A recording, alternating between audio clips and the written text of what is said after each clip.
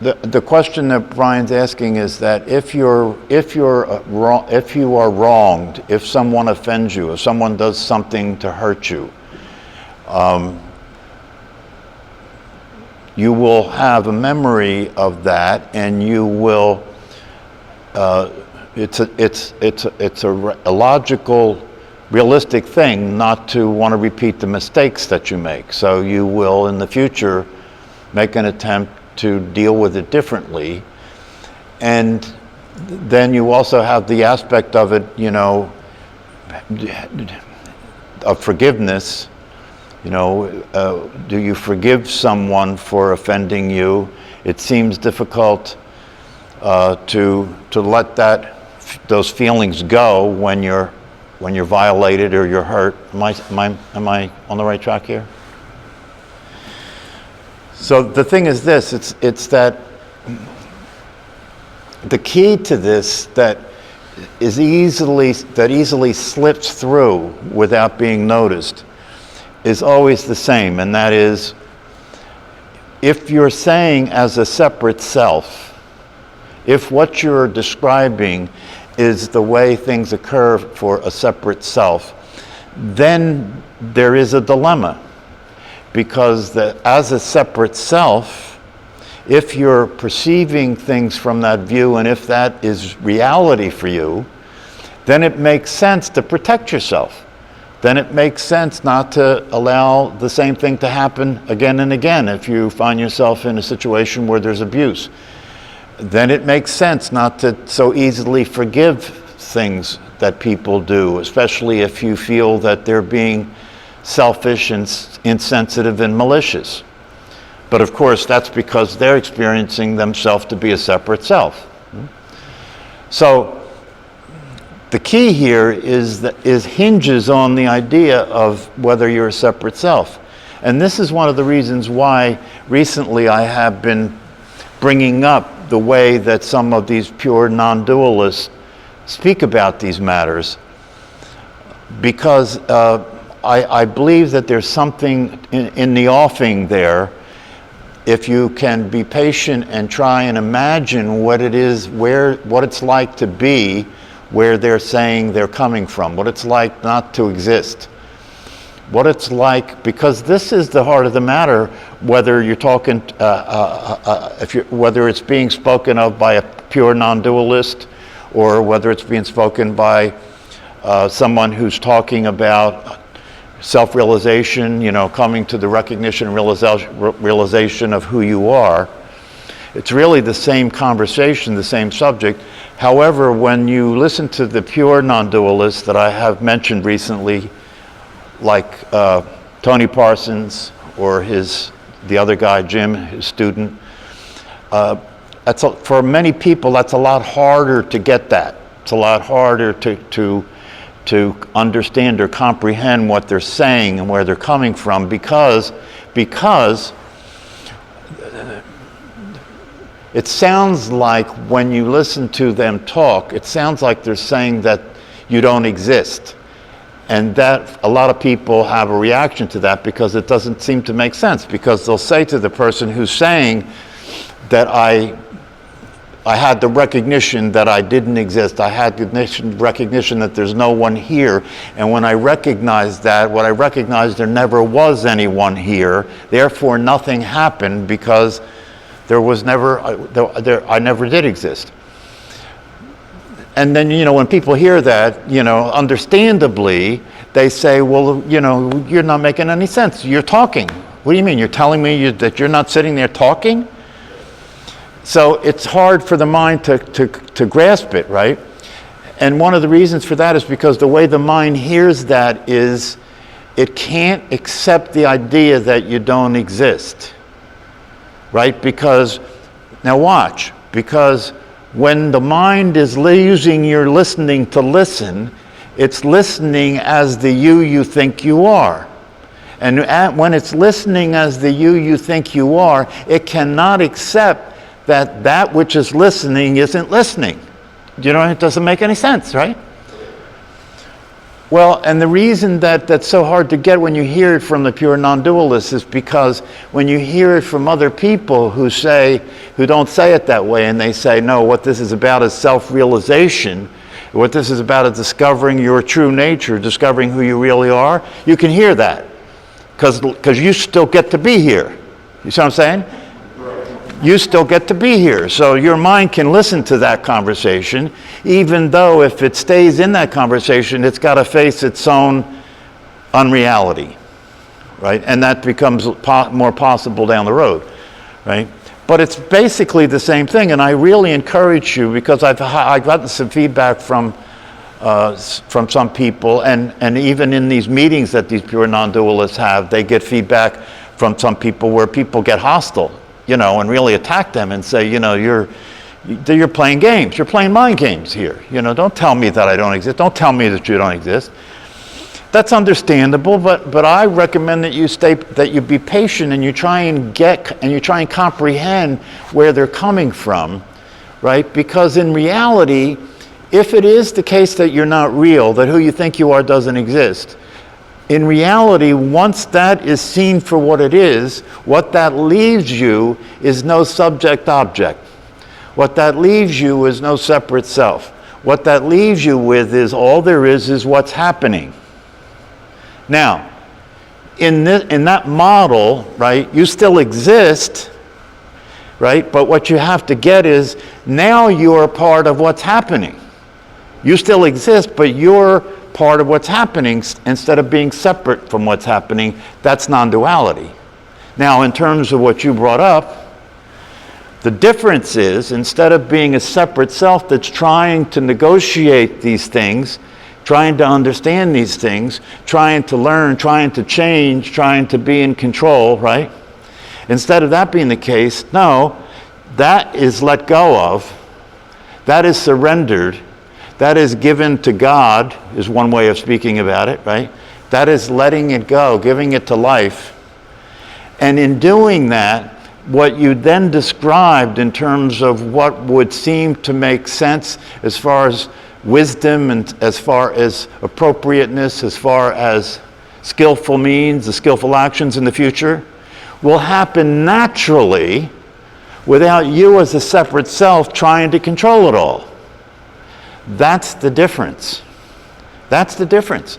It's not saying that you, in the appearance of a person, it's not saying that you, in the appearance of a person, won't function and even function more effectively in the way that you deal with your life. The difference will be that you can relax because you as a person aren't separate from life. You are part of life. You are life happening. And the life that you are that's happening it has an infinite amount of information, has an infinite amount of wisdom, has an infinite ability to be responsive to what's happening, way beyond the idea of who you consider yourself to be as a separate self. So you see how it always comes back in hinges. When you say memories are time dependent, right? Seemingly so, because in reality there's no time. So it can only be seemingly so, right? Whenever you have a memory, it's happening now. Right? This is the thing that, because the mind is a linear process, right? Thoughts happen one at a time, that the mind can't get that there's no time. It can't get it. You can understand the concept of it, but operationally you find yourself falling back into time. And part of the reason for that is because, as I said before, is because everybody else is playing that game. Everybody else is dealing with time as if it is actual, as if it is real, and therefore there's a practical matter involved of doing it that way, because that's the way it seems to be. That's the way the appearance is playing out, right? But the thing about it is, if you stay tuned to the essential message, that's why non-duality is so important, because non-duality is not presented as a theoretical model. Who you think you are is a theoretical model. This is very important to understand. Who people think they are is a theory. Who people think they are is a belief. right? But it is so pervasive, and there's so much agreement about it that it looks like it's not a belief. It looks like it's real. And part of the reason that that's the case is not only because it's so pervasive, but it's also because you're playing the role. You know, those of us who have listened to Rupert Spira use the metaphor of John Smith playing King Lear. Very useful metaphor. One of the ways to look at the way things are, in the metaphor that he uses, he says John Smith is an actor that plays King Lear and then forgets who he is and thinks he's King Lear, right? But here's the difference. In the metaphor, it's not an accurate metaphor because the difference is John Smith plays King Lear in the play. The play is a temporary experience, right? But you play King Lear all the time. And the idea and the experience of what you really are doesn't even exist until it does. And when it does, that's the temporary experience. You see, it's reversed. So the metaphor is a good metaphor, but it's even worse for the way it actually is. In the beginning, as I said before, in the beginning, you hear you as King Lear. You know, you get the idea. I'm saying you're all being King Lear, right? In the beginning, you as King Lear hear about the possibility that you're John Smith. You just hear about the possibility. It's not something that you have any experience with. But you can get the possibility, and the possibility it resonates, it seems to make sense because there is this emptiness or this yearning or this incompleteness that you experience, and when you hear about the possibility that it may be because you're not being who you really are, that kind of resonates.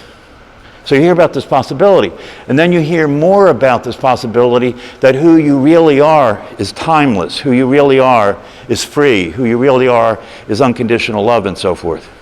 And the concept starts to make more and more sense. But what has to happen? This is critical. This is critical. And this is one of the reasons why I'm elaborating on this pure non-dual perspective. Because I think it might help bring it together for some people for you to have a breakthrough. Because it's critical at some point for the concept that you have about who you really are to be seen as a direct experience. That has to that's the transition. That's the bridge that has to be crossed. That's what they talk about in a lot of the spiritual teachings, you know, crossing the bridge, crossing the water, making the transition, right? And when you get to the other side, you realize that you never left. And what they're referring to is you have always been who you are. When you get to the other side, you discover you never left. One of these pure non-dual teachers, Tony Parsons, the book that he wrote is called The Open Secret. You may be interested in checking it out. It's an interesting title, right? Because he's saying it's an open secret like it's really not a secret at all. It's obvious. And when you see who you really are, you realize it's never been hidden. It's never been hidden. It's not a secret at all. There is nothing more obvious. There's nothing more obvious. Human beings spend a tremendous amount of energy maintaining the illusion about who they are. Tremendous amount of energy. Because it has to be maintained by the thought process constantly. Has to be maintained by the contraction in the body that holds itself separate from everything else. And this takes energy. Takes energy. That's one of the reasons why when people wake up, they have a tremendous influx of energy. That's this whole business when they talk about Kundalini energy, this energy that moves up the spine to the pineal gland in the crown of the head. But you don't have to get into all that. You don't have to get into all that. That's all part of a lot of Eastern traditions. You can just focus on the basic idea that you are already what you are, and as this becomes realer for you, as you spend more time contemplating it, as you spend more time seeing the truth of it, and once it becomes a direct experience that you have, you'll notice how calm you become. You'll notice your ability to relax into the truth, and your energy changes. Your body actually changes to adapt itself to a new kind of energy. So, but the thing about it that I think is most important of all is to understand that this is the truth. This is not some psychodynamic theory. This is not some solution to a problem. There is no problem to solve in reality. That's one of the things that the non-dual teachers say. The idea that there's a problem is a function of your mistaken identity. It's a function of who you think you are. That's the source of the whole problem. Once that is resolved, once that's seen for what it really is, there's no problem. It is the way it is. That's all. It's just what's happening is what's happening. There's nobody separate from it to judge it. There's nobody separate from it to have any thoughts about it in terms of why it's this way or that it should be different or any of that. It's just a natural state. It's called sahaja. It's called sahaja.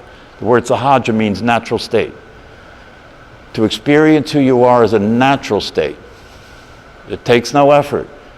It's naturally enjoyable, right? Many of the teachers don't really emphasize that because they know that you'll start to get shaky about it, because the identity wants to be able to shift itself from being a person to being, awareness. But at least I'll still be here.